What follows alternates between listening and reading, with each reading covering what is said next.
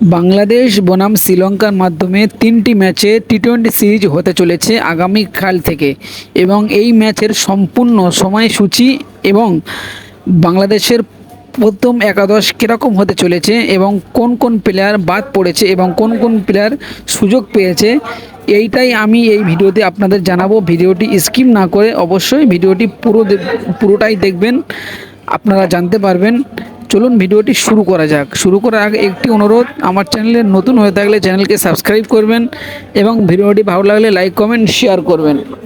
বাংলাদেশের প্রাক্তন ক্যাপ্টেন নাজমুল হোসেন শান্তকে কিন্তু এই সিরিজ থেকে বাদ দিয়েছে এবং অনেক দিন পরে মোহাম্মদ সাইফুদ্দিন জাতীয় দলে সুযোগ পেয়েছে। চলুন দেখে নেওয়া যাক বাংলাদেশের প্রথম একাদশ কীরকম হতে চলেছে। প্রথমে ওপেনিং করতে আসবে তানজিদ তামিম এবং পারভেজ হোসেন ইমন। অসাধারণ ফর্মে আছে, দুর্দান্ত ফর্মে আছে এবং এই দুটি ব্যাটসম্যান বাংলাদেশের পাওয়ার হিটার ব্যাটসম্যান। এই দুজনকে ওপেনিংয়ে রাখতে যাচ্ছে বাংলাদেশের টিম ম্যানেজমেন্ট। এবং 3 নম্বরে আসছে লিটন কুমার দাস, এই টিমের ক্যাপ্টেন, টি-টোয়েন্টি সিরিজের ক্যাপ্টেন লিটন কুমার দাস 3 নম্বরে আসতে চলেছে। এবং 4 নম্বরে আসছে তাওহিদ হৃদয়, অসাধারণ ব্যাটিং করে থাকে তাওহিদ হৃদয়।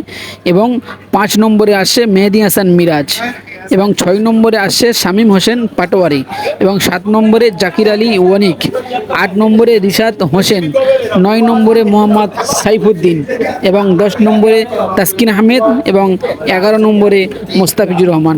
এই ছিল বাংলাদেশের শ্রীলঙ্কার বিপক্ষে প্রথম টি-টোয়েন্টি সিরিজের প্রথম একাদশ।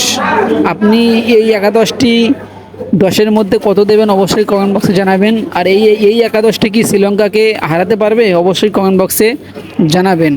আর ভিডিওটি ভালো লাগলে লাইক কমেন্ট শেয়ার করবেন। এরকম ভিডিও পেতে আমার চ্যানেলকে সাবস্ক্রাইব করে রাখুন।